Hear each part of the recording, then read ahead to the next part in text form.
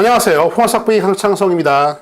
자, 이번에도 무한급수에 관련된 활용 문제가 하나 떴는데, 이번엔 그 활용 이야기가 우리 중학교 때부터 배웠었던 소금물과 더불어 배웠었던 거속시, 거리 속력 시간에 관련된 게 떴어요. 그렇죠? 거리 속력 시간. 그래서 거리 속력 시간에 관련된 기본적인 이해와 그 다음에 이 문제에서 묻고자 하는 내용을요, 하나의 그 B, 나눗셈, 묻는 걸 통째로 파악하는 능력, 아니면 좀 매우 괴로워져. 문제에서 시킨 대로 그대로 따라하잖아? 그러면 상당히 조금 피곤해진다. 안 되는 건 아닌데 상당히 안 될 만큼 피곤해져. 그쵸? 따라서 그게 뭘 말하고 있는지요. 두 가지. 거속시에 관한 이해, 그 다음에 문제에서 묻는 것들을 잘 살펴보기를 주의해가면서 바로 문제 풀러 갑니다. 오른쪽 그림과 같이 원 O의 지름의 양 끝점 위에 두 점 AB요. 이 지름의 양 끝점이죠, AB요.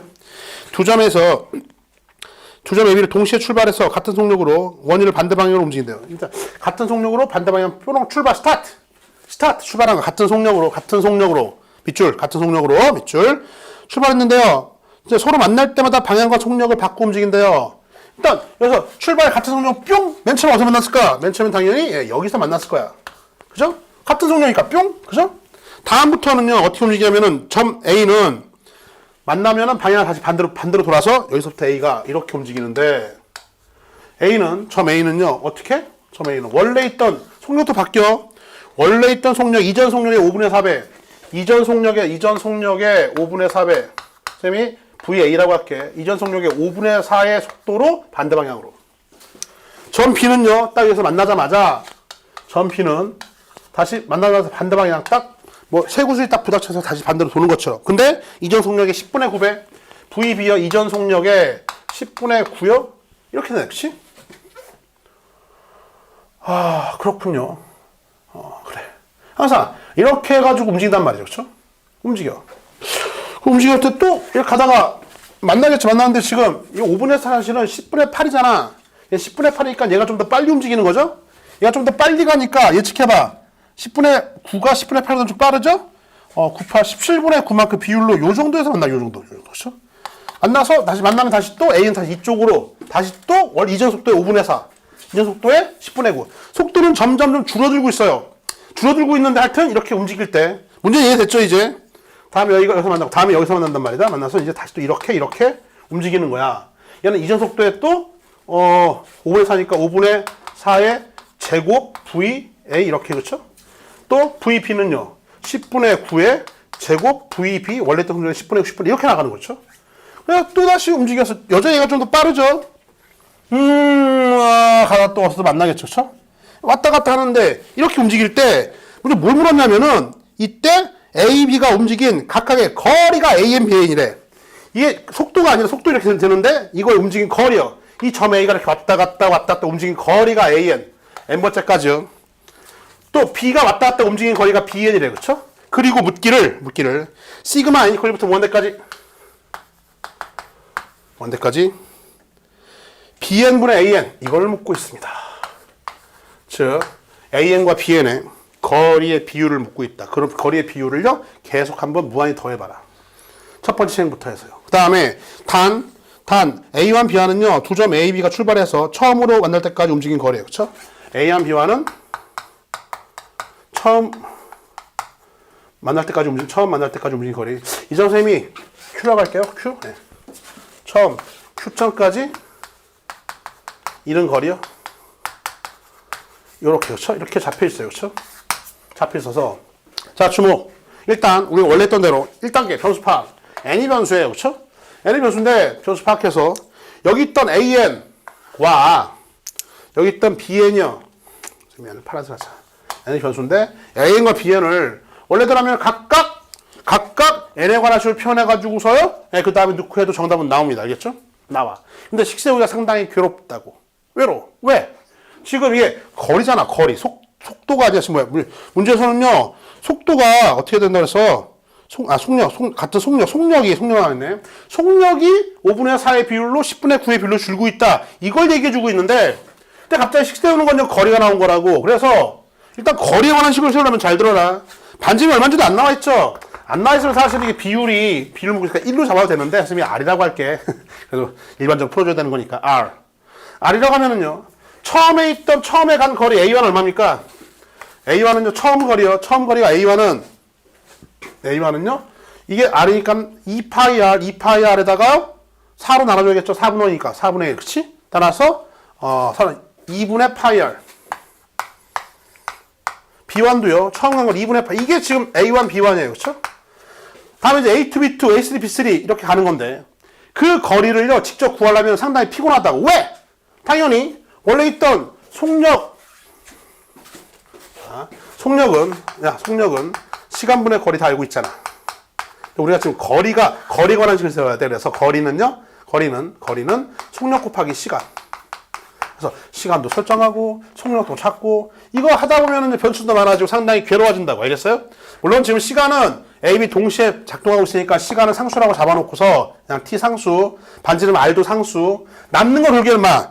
시간은 똑같이 작동하고 있죠? 상수야, 상수. 왜? A나 B나 똑같이 같은 시간 내로 움직이고 있는 거니까 시간은 상수.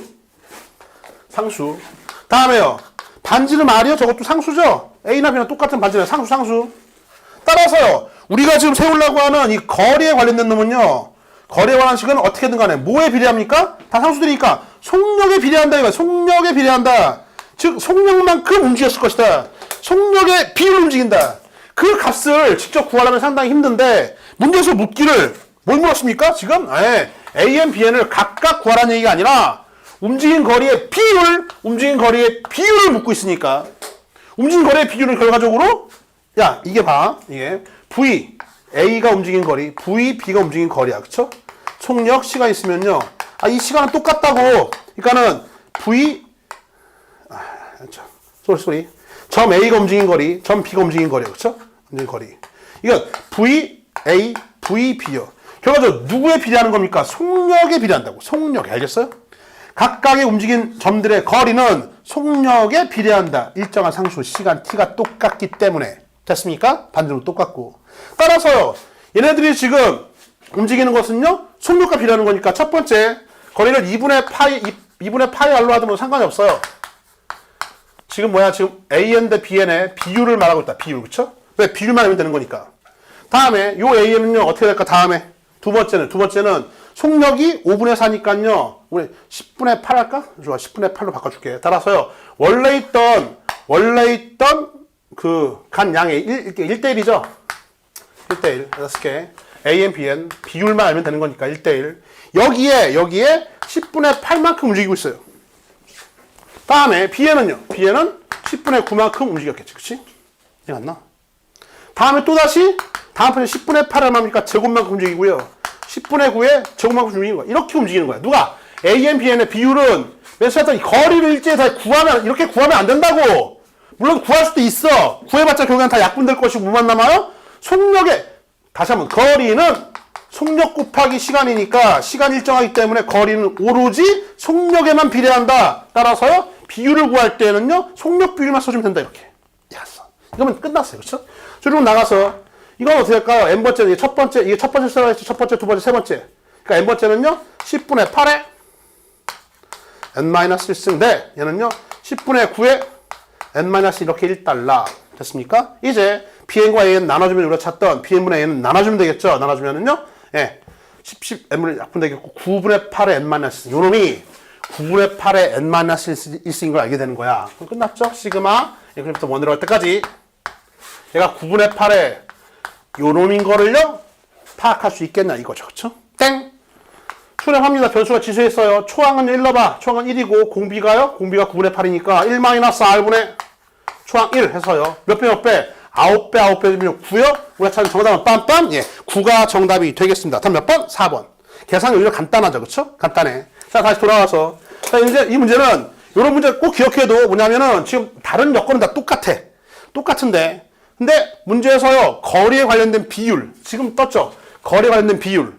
나중에 속력에 관련된 비율을 떴을 때 속력에 관련된 비율을 주고서요, 거리에 관련된 걸 얘기할 수도 있단 말이야. 그쵸? 그때는 같은 시간, 동일한 시간 내에서 지금 이렇게 움직이고 있다면, 같은 시간만큼 움직이고 있다면, 시간도 상수, 저기 있던 원의 반지름 상수, 남는 건 거리와 속력은 뭐하고 있다요? 거리 속력은 이렇게 정비례하고 있다. 거리 속력은 정비례 관계가 있다. 그래서 문제에서 지금처럼 속력의 변화를 준 다음에 거리의 비율을 물을 수도 있고요. 그걸 물었잖아. 다음에 거리의 비율을 준 다음에 거리에 관련된 어떤 비율, 거리가 일정 정도로 짧아져요. 움직이는 똑같은 시간 움직일 때. 그러면 결국에 뭐야? 속력의 비율을 준 거지, 그렇지? 그래놓고 움직이는 물체의 비율값들에 관한 응용자가 나오면은 지금 풀이했던 풀이법을 꼭 기억하시고 다시 한번 다른 여건 일정에 거리는 속력의 비례, 속력은 거리의 비례 알고 있어서 거리와 속력의 비율값, 그 비율값만 구해주면요 매우 간단히 해결되는 문제. 이해갔지? 이번 강의는 여기까지입니다.